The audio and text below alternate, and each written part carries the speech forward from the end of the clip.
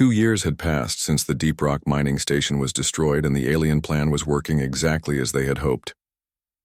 Admiral Jake Morrison stood in his new office on Earth looking at reports from human colonies across the galaxy. The news was bad and getting worse every day. Commander Lisa Bennett entered the room carrying a stack of files. She had been promoted to work directly with Jake after he became an admiral. Her job was to track all the problems happening to human settlements and find patterns in the attacks.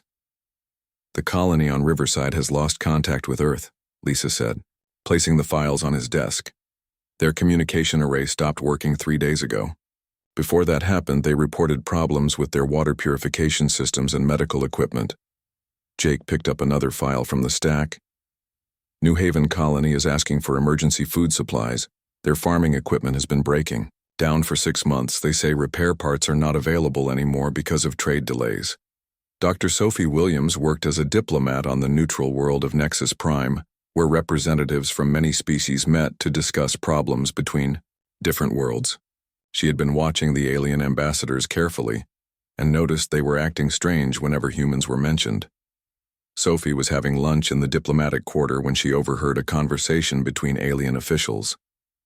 They were speaking in Vorthak military language, which she had learned during her training.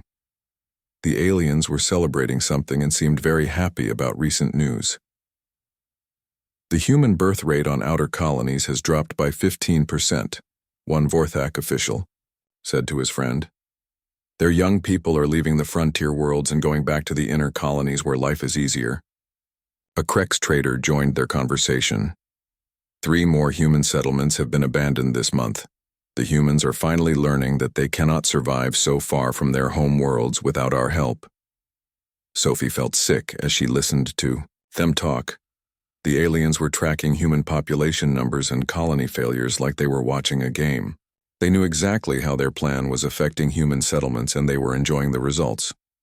Ambassador Ryan Tucker was the official human representative on Nexus Prime, but he was being kept out of important meetings. When he tried to file complaints about problems affecting human colonies, the other ambassadors would listen politely and promise to investigate, but nothing ever happened. Ryan met with Sophie in private after she told him what she had heard. "They are making sure I cannot do my job," he said with frustration in his voice. "Every time I try to discuss trade problems or border disputes, they change the subject or postpone the meeting until later." On Earth, General Patricia Hayes was running a secret operation to document everything the aliens were doing to human colonies. Her team included intelligence analyst Kevin Brooks, who specialized in alien communication systems, and Amanda Foster, who monitored all broadcasts between alien worlds. Kevin had discovered that the 5 alien empires were using a special communication network that humans were not supposed to know about. The aliens thought their messages were secure, but Kevin had found a way to listen to some of their conversations. "They are keeping detailed records of everything," Kevin told General Hayes during a briefing. "They know exactly how many humans have left each colony. They track our supply shortages and equipment failures. They even monitor our medical emergencies." Amanda had been studying news reports from alien worlds and found that they were preparing their own people for changes that would happen after humans disappeared from the outer colonies. "The Zelani are already planning to move into the Tau SETI system," she said. "They expect New Denver Colony to be abandoned within 6 months." General Hayes looked at all the evidence her team had gathered. The alien strategy was working because it was slow and looked like natural problems instead of deliberate attacks. Human colonists thought they were just having bad luck or facing normal challenges of frontier life. Engineer Tony Martinez lived on New Denver Colony and had been reporting equipment problems to Earth for over a year. The colony's power generators were failing more often. Medical scanners gave wrong readings. Communication equipment had strange delays and static problems. Tony had tried to fix the equipment himself, but discovered that many of the problems were caused by components that had been designed to fail after a certain amount of time. The aliens who sold the equipment to humans had built-in weaknesses that would activate after a few years of use. "This is not accident," Tony wrote in his report to Earth. "Someone designed this equipment to break down at the worst possible times. Our hospital lost power during an emergency surgery last week. Our food storage units failed during the coldest night of winter. These are not random failures. The human government was finally beginning to understand what was happening, but it might be too late to stop it. President Helen Baker called an emergency meeting with her advisors to discuss the crisis. "How many colonies have we lost?" she asked. "Admiral Morrison, 15 settlements have been completely abandoned," Jake answered. 23 more are requesting emergency evacuation. The outer rim colonies are experiencing supply shortages that make normal life impossible. Dr. Nathan Clark had been studying the psychological effect of the alien campaign on human behavior. "They understand us very well," he told the president. "They know that humans will abandon difficult situations if they think there is no hope of success. They are making our colonies seem hopeless on purpose." The turning point came when the CREX, Trade Federation, made an official announcement that shocked the human government. CREX Ambassador Vex Ka declared that all existing trade contracts with human colonies would be cancelled due to what he called economic irregularities in human expansion patterns. This meant that 60% of the supplies that human colonies needed to survive would no longer be delivered.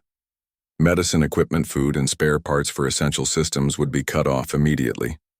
The CREX claimed this was a business decision, but everyone knew it was part of the plan to destroy human settlements. President Baker finally understood that diplomacy would not save the human colonies. The aliens had been planning this attack for years and were committed to seeing it through to the end. She authorized Admiral Morrison to begin preparations for what they called Emergency Protocol 7. "What is Protocol 7? Lisa asked Jake after the meeting ended. Jake looked out the window at the Earth below. "It is the plan we hope we never have to use. General Hayes and her team have been working on it for 2 years. If the aliens want to see what happens when humans are pushed too far, they are about to find out. The alien empires thought they understood human nature based on studying Earth history. They expected humans to either surrender when things got too difficult or start fighting among themselves for the remaining resources. They did not realize that colonial humans had learned different lessons from living on harsh frontier worlds. Soon the aliens would discover their mistake, but by then it would be too late to change course. The 5 empires had started something they could not control, and human patience was running out. Captain Jake Morrison stood on the bridge of the USS Defiance, watching the stars move past the view screen. 300 years had passed since humans first met aliens and joined the big galactic community. Jake had been born on one of the outer colonies that humans were allowed to settle on. The aliens had been very kind to let humans have these empty worlds far away from the center of the galaxy. Commander Lisa Bennett walked up to him with a worried look on her face. She held a small device in her hands that was still warm from use. Jake knew that look meant trouble was coming their way. "Captain, we picked up something strange," Lisa said as she handed him the device. "Our long-range sensors caught alien ships talking to each other using old codes. Dr. Nathan Clark helped me figure out what they were saying." Jake looked at the translation on the screen. The words made his stomach feel heavy. 5 different alien empires had been talking about humans, and none of it was good news. The Vorthak were known for their strong armies. The Zalani had the best technology in the galaxy. The Krex controlled most of the trade between worlds. The Thylorians were very old and wise. The Arxians had ruled space longer than anyone could. "Remember, they think we are growing too fast," Jake said, reading the message again. "They want to stop us before we become too strong."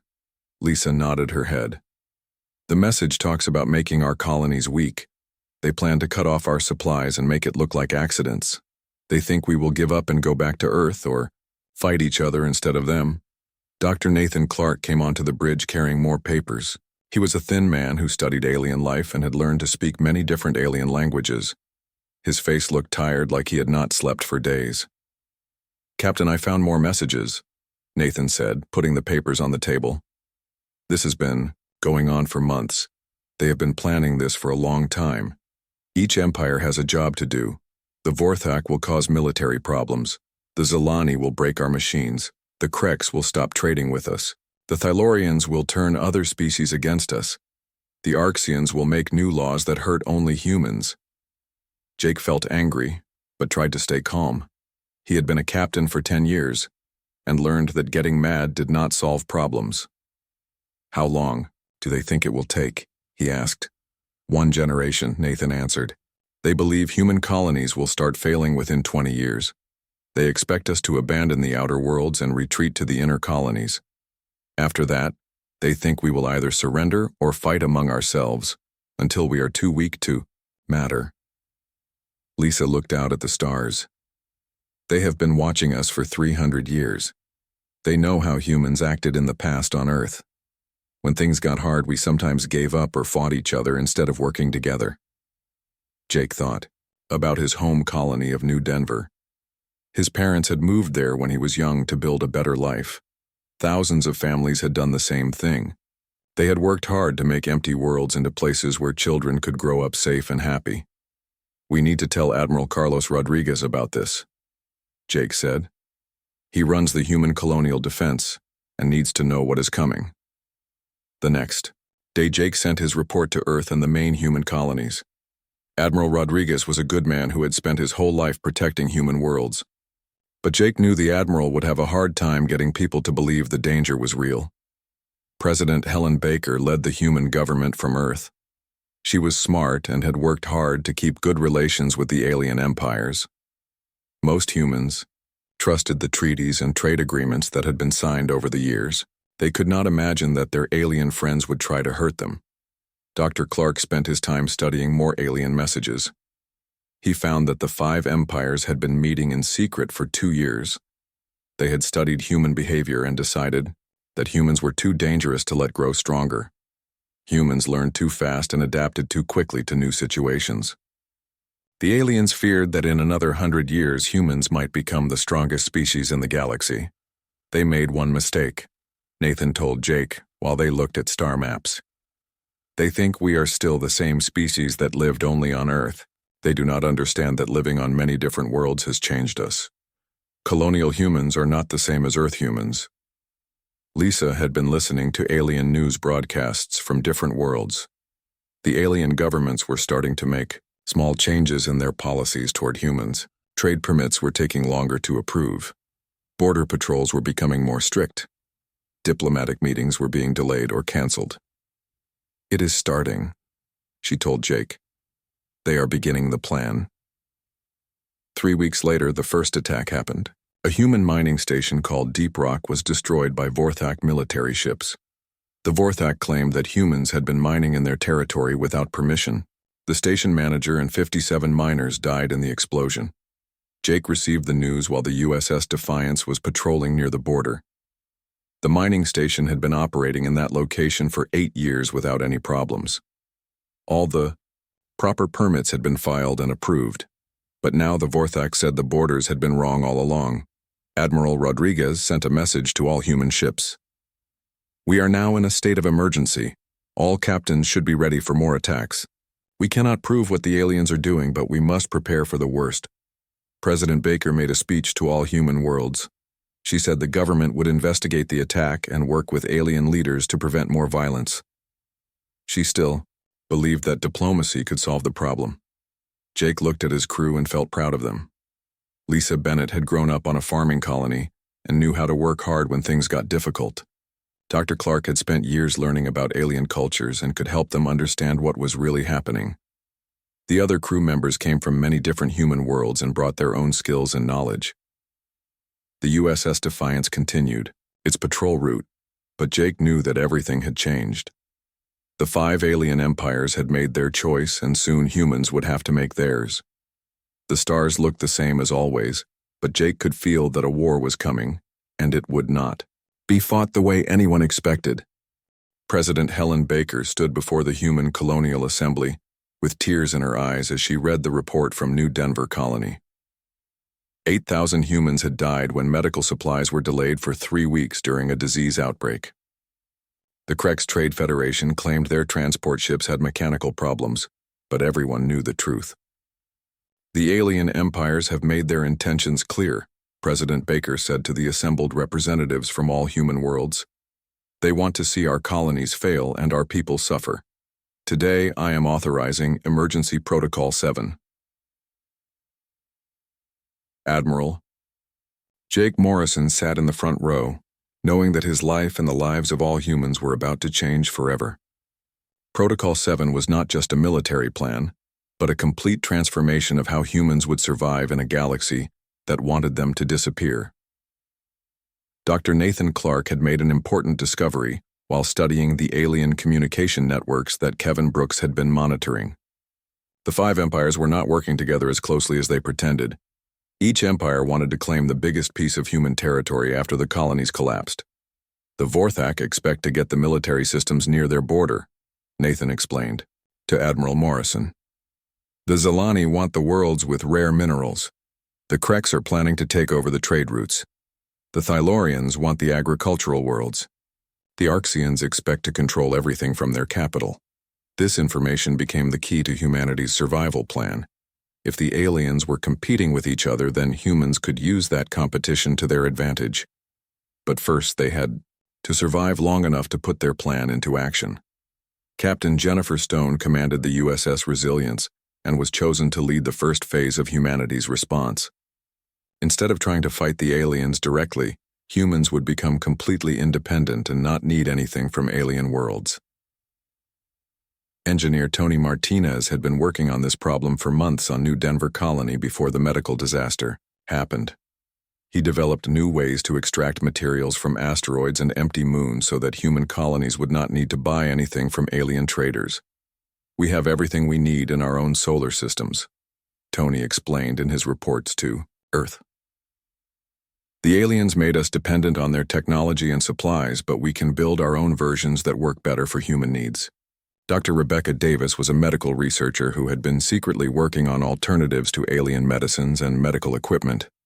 She discovered that many of the medical supplies humans bought from aliens were actually less effective than medicines that could be made from plants and minerals found on human worlds. They have been selling us inferior products while keeping the best technology for themselves, Rebecca told Admiral Morrison. Human biology is different from alien biology. We can make medicines that work better for humans than anything the aliens ever sold us. The alien empires watched these developments with interest but no concern. General Vorthak Krix laughed when he read reports about human self-sufficiency efforts. Let them try to build their own technology. When they realize how difficult it is, they will come begging for our help. Zelani counselor Thex ran calculations on human survival chances and concluded that their independence efforts would only make them weaker. Humans are wasting time and resources on primitive substitutes for our advanced technology. This will accelerate their collapse by several years. But the aliens had made a critical error in their understanding of human nature. Master Ryan Chen was a strategic analyst who worked with Admiral Morrison and had studied the history of human colonies. He realized something the aliens had missed completely. Every time humans face an impossible challenge, they find a way to not just survive, but become stronger, Ryan explained to the human leadership. The aliens think they are destroying us, but they are actually forcing us to evolve. The most important part of Protocol 7 was not military or technological, but psychological. Humans needed to stop thinking like a junior member of the galactic community and start acting like an independent civilization that could stand on its own. Ambassador Ryan Tucker was called back to Earth and given new instructions. Instead of trying to negotiate with aliens who would not listen, he would deliver one simple message to the Galactic Council. The day Ryan stood before the assembled alien representatives was a turning point in galactic history. The huge chamber was filled with creatures from hundreds of different worlds, all expecting to hear humans beg for mercy or offer to surrender their independence.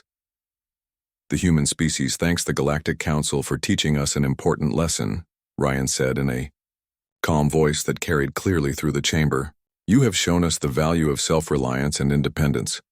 Effective immediately, humanity is withdrawing from the Galactic Council and all related treaties. The alien representatives sat in shocked silence for several moments before erupting into discussion. This was not what they expected to happen. Humans were supposed to ask for help or try to negotiate better terms, not walk away completely. Vorthak General Krix was the first to speak. The humans are making an emotional decision based on recent unfortunate events. We should give them time to reconsider their position. But Krix Ambassador Vex Ka saw an opportunity. If the humans want to leave the galactic community, then we should respect their choice. This will make our territorial reorganization much simpler. The other alien representatives agreed and voted to accept humanity's withdrawal from the Galactic Council. They believed this meant victory was assured, and human colonies would collapse even faster without any legal protection. Admiral Morrison watched the proceedings through a live broadcast and felt a mixture of sadness and determination. Humans had tried for 300 years to be good members of the galactic community, but the aliens had made peaceful coexistence impossible. Now we find out what humans can really do when we have no choice but to succeed, Jake said to his staff. The aliens think they know us, but they have only seen us when we were trying to be polite neighbors. Dr. Sophie Williams returned to Earth after her assignment on Nexus Prime ended. She brought with her detailed recordings of alien conversations and evidence that the Five Empires had been planning humanity's destruction for years. They celebrate our suffering like it is entertainment, Sophie told President Baker. They track our colony failures and population decline like scores in a game. They have no respect for human life or our right to exist in this galaxy. The human withdrawal from the Galactic Council marked the end of humanity's childhood in space. For 300 years, humans had been protected and guided by older alien civilizations, but now they would have to find their own way among the stars. The alien empires were confident that human independence would last only a few years before desperation forced them to return and accept whatever terms were offered. They had studied human history and believed they understood human limitations. But colonial humans were not the same species that had once lived only on Earth. Generations of survival on harsh frontier worlds had created a new kind of human who saw challenges as opportunities and impossible situations as puzzles to be solved. The aliens had awakened something they did not expect, and soon they would learn the difference between humans who asked for permission and humans who took what they needed to survive. 5 years had passed since humanity withdrew from the Galactic Council, and the alien empires were beginning to realize they had made a terrible mistake. Supreme Commander Jake Morrison stood in the command center of the new human military headquarters, watching reports come in from colonies that were supposed to have failed by now. Instead of collapsing, the human settlements had become stronger and more independent than anyone thought possible. The colonies that had struggled with equipment failures and supply shortages were now producing their own technology and had enough surplus to help other human worlds. Admiral Jennifer Stone entered the command center with news that would have seemed impossible just a few years earlier. Commander, the Tau Ceti colonies are reporting a 15% increase in population this year. Young families from Earth are moving to the outer worlds because life is better there than in the inner systems. Dr. Elena Rodriguez had taken over the research programs that Dr. Nathan Clark started before his retirement. She was young and brilliant, and had developed a new type of faster-than-light communication system that connected all human colonies instantly, without relying on alien communication networks. The new comm system is working perfectly, Elena told Jake during their weekly briefing. Every human world can now talk to every other human world in real time. We don't need to send messages through alien relay stations anymore. This communication breakthrough had changed everything for human civilization. Colonies that had felt isolated and abandoned during the alien campaign now felt like part of a large connected community. Scientists on different worlds could work together on projects. Families separated by vast distances could stay in close contact. Engineer Tony Martinez had become the director of colonial development after his work on New Denver colony proved that humans could build better technology than what they had been buying from aliens. His teams were now helping every human settlement become completely self-sufficient. We are producing everything we need and more, Tony reported to the Colonial Assembly. Our manufacturing systems are more efficient than alien factories because we designed them specifically for human needs. We are making more food, medicine, and equipment than our colonies can use. The human response to the alien campaign was happening on many different levels at the same time. While some humans focused on building better technology, others worked on exploring new star systems that were beyond the reach of the Five Empires. Admiral Stone had been leading exploration missions that discovered dozens of uninhabited solar systems, rich with the materials human colonies needed. These discoveries meant that humanity would never again depend on alien-controlled resources. We found 3 more systems with habitable planets last month, Jennifer told the Exploration Committee. All of them have asteroid belts with rare metals and gas giants that can provide fuel for our ships. We can establish 50 new colonies in the next 10 years if we want to. But the most surprising development was happening in the diplomatic sector, where humans were making contact with smaller alien species that had been ignored or oppressed by the 5 major empires. Ambassador Sarah Johnson had replaced Ryan Tucker as humanity's chief diplomat, but her job was very different from what Tucker had done. Instead of trying to negotiate with the big empires, Sarah was building relationships with minor species that wanted alternatives to the current galactic order. 47.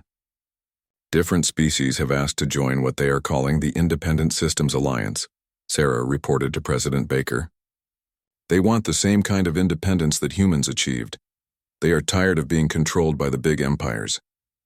This development terrified the alien empires more than anything else humans had done. For thousands of years, the 5 empires had maintained control over smaller species by convincing them that independence was impossible and dangerous. The Zelani Collective was facing their first serious colonial rebellion in 8 centuries. 3 of their oldest subject species had declared independence and were asking humans for military and technological support. Zelani Counselor Thex had been removed from his position for failing to predict this development. The Krex Trade Federation lost 12 client species to the Independent Systems Alliance in a single month. These species had been providing raw materials and cheap labor to Krex corporations for generations, but now they wanted to trade directly with humans and other independent worlds. Krex Ambassador Vex Ka sent desperate messages to the other empires, warning that the human example was spreading too quickly to contain. If we do not stop this independence movement now, we will lose control of half the galaxy within 20 years, he wrote. Emperor Vorthak Nexus was the first to call for direct military action against humanity. We should have destroyed them completely when they were weak, he told the emergency meeting of empire leaders. Now they are strong enough to defend themselves and they are turning other species against us. The Thylorian Order tried to use their reputation for wisdom to convince smaller species that independence was a mistake, but their arguments fell on deaf ears.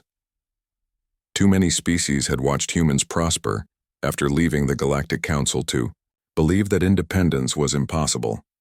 Even the ancient Arxian dynasty was losing influence as younger species began to question why they needed the protection and guidance of empires that seemed more interested in control than cooperation. General, Patricia Hayes had been monitoring alien military communications and warned Supreme Commander Morrison that an attack was coming soon. All 5 empires are moving their fleets toward the borders of human space, she reported. They are planning a coordinated assault that they believe will crush our colonies and end the independence movement.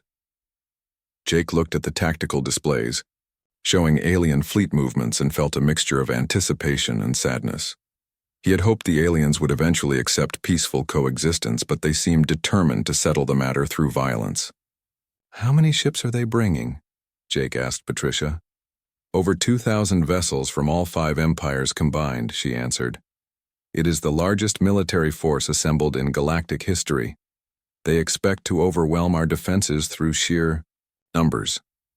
But the aliens had not considered what humans had been building during the 5 years since their withdrawal from the Galactic Council.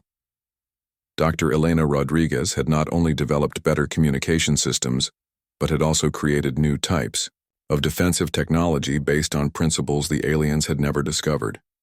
Our automated defense platforms are ready, Elena told Jake. Every approach route to human space is covered by weapon systems that the aliens cannot detect until it is too late.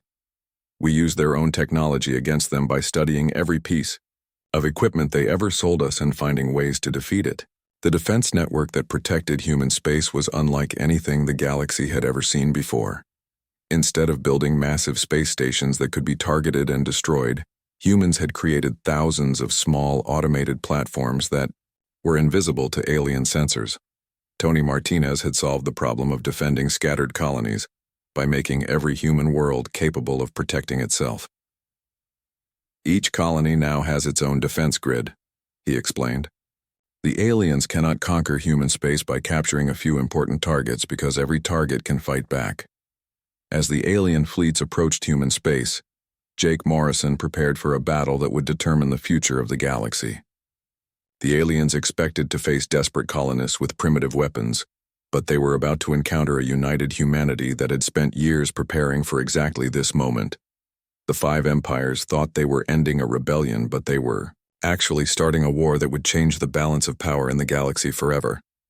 Soon they would discover what happened when you tried to destroy a species that turned every challenge into an opportunity to grow stronger.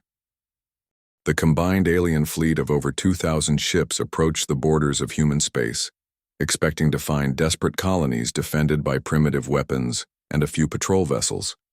What they found instead changed the course of galactic history forever. Supreme Commander Jake Morrison watched the alien approach from the command center deep inside the Luna military complex. Every human world was connected to the defense network, and millions of people across the colonies were watching. The same tactical displays that Jake could see. All defense platforms are active and ready, Dr. Elena Rodriguez reported from her station. The aliens still cannot detect our automated systems. They think they are approaching undefended space. Admiral Jennifer Stone commanded the human fleet from her flagship. But the real power of humanity's defense came from technology the aliens had never seen before. 5 years of independent development had produced weapons and tactics that made traditional space warfare obsolete. Emperor Vorthak Nexus led the alien assault, personally believing that overwhelming force would crush human resistance in a matter of hours. His intelligence reports told him that humans had fewer than 300 military vessels and no significant defensive installations. Begin the attack on all human colonies simultaneously, Nexus ordered his fleet commanders. We will destroy their ability to resist and force them to surrender before they can organize an effective response. The first alien ships crossed into human space and immediately triggered the defense network that had been waiting for them. Thousands of automated platforms that had been invisible to alien sensors suddenly activated and began targeting the invasion fleet. The aliens had never faced weapons designed specifically to defeat their own technology. Every piece of equipment they had ever sold to humans had been studied and reverse-engineered. Human scientists knew exactly how alien shields worked and had created weapons that could penetrate them easily. Vorthak General Crix watched in horror as his leading battleships were destroyed by weapons that appeared from empty space. How are they doing this? He asked his tactical officers. Our sensors show no enemy vessels in this sector. Zelani Counselor Yex had replaced the disgraced Thex and was commanding the collective's portion of the fleet. Her advanced computer systems were analyzing the human weapons and trying to find countermeasures, but the data made no sense. Their defensive platforms use principles we do not understand, Yex reported to the other fleet commanders. The weapons appear to be firing through dimensional barriers that our shields cannot block. The battle that the aliens expected to last only hours continued for 3 days, as human defenses systematically destroyed ship after ship from the invasion fleet. The automated platforms worked perfectly, coordinating their attacks through the faster-than-light communication system that Elena had developed. But the real shock for the alien empires came when they realized that humanity was not just defending their colonies, but was also launching counterattacks deep into alien territory. Admiral Stone led a human fleet that struck at Vorthak military bases while they were empty of defenders. Tony Martinez had designed the ships to be faster and more maneuverable than anything the aliens possessed. They could attack targets and escape before enemy reinforcements could respond. We have eliminated 17 Vorthak military installations, Jennifer reported to Jake. Their response fleets are too slow to catch our ships, and their remaining bases are too far from their borders to provide support for the invasion. The psychological impact of human military success spread quickly. Through the Independent Systems Alliance, species that had been watching the battle began openly rebelling against their empire masters, knowing that humanity would support their independence movements. General Patricia Hayes coordinated these rebellions from Earth, providing tactical advice and equipment to any species that wanted to break free from empire control. 63 different species have declared independence in the past week, she told Jake. The empires are losing more territory each day than they gained in the previous century. President Helen Baker faced a choice that would define humanity's place in the galaxy. The alien invasion was collapsing and the empires were vulnerable to total defeat. Humans had the power to conquer their enemies completely and take revenge for years of systematic oppression. But Baker chose a different path that surprised everyone, including her own military commanders. Instead of pursuing total victory, she offered the alien empires a simple choice that would echo through galactic history. The human species does not seek conquest or revenge, Baker announced in a broadcast that reached every inhabited world in the galaxy. We offer the empires two options. Accept genuine coexistence based on respect for the sovereignty of all species, or face complete isolation from human space and the Independent Systems Alliance. This offer shocked the alien empires more than military defeat would have. They had expected humans to behave like conquerors and had prepared for either victory or destruction. They had not considered the possibility that humans might choose mercy over vengeance. Emperor Vorthak Nexus was the first to respond, but his empire no longer had the power to make demands. The failed invasion had cost him most of his fleet, and 3 rebellious sectors of his territory had declared independence with human support. What guarantees do we have that humans will honor this agreement? Nexus asked, through diplomatic channels. How do we know you will not attack us when we are weak? Ambassador Sarah Johnson delivered humanity's response in terms that every species in the galaxy could understand. Judge us by our actions, not our promises. We had the power to destroy your fleets completely, but chose to let your surviving ships return home. We could conquer your weakened empires, but instead offer you the chance to change. Dr. Sophie Williams had become humanity's chief xenobiologist and was studying the psychological effects of the war on alien societies. Her research showed that the 5 empires were experiencing internal changes that would reshape galactic civilization forever. The concept of independence is spreading faster than we can track, Sophie reported. Even species that have been loyal to the empires for thousands of years are questioning why they need external control. The empires cannot return to the way things were before. The war officially ended not with a peace treaty, but with a fundamental transformation of how galactic society operated. The old system of a few large empires controlling many smaller species was replaced by a network of independent worlds that chose their own associations and alliances. 5 years after the end of the invasion, Jake Morrison attended a ceremony that would have been impossible to imagine when humans first joined the galactic community.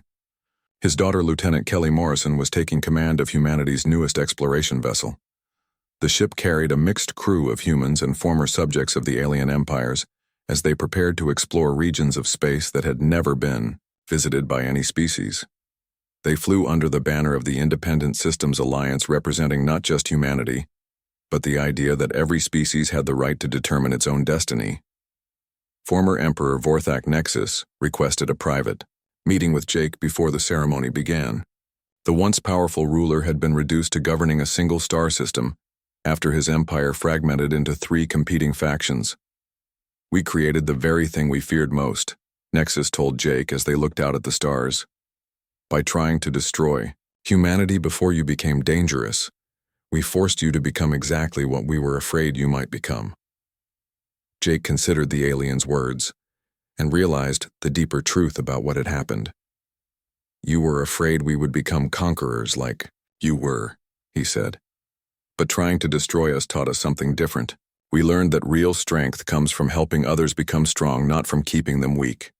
The galaxy had learned a lesson that would influence interspecies relations for generations to come. The alien empires had not just failed to destroy humanity, but had helped create something far more dangerous to tyranny than they ever imagined. They had created hope and shown every oppressed species in the galaxy that independence was possible if you were willing to fight for it and work together with others who shared your values.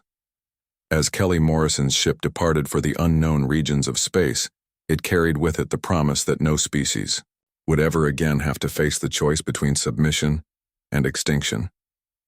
The Age of Empires was ending and the Age of Cooperation was beginning, thanks to the species that refused to fall when everyone expected them to.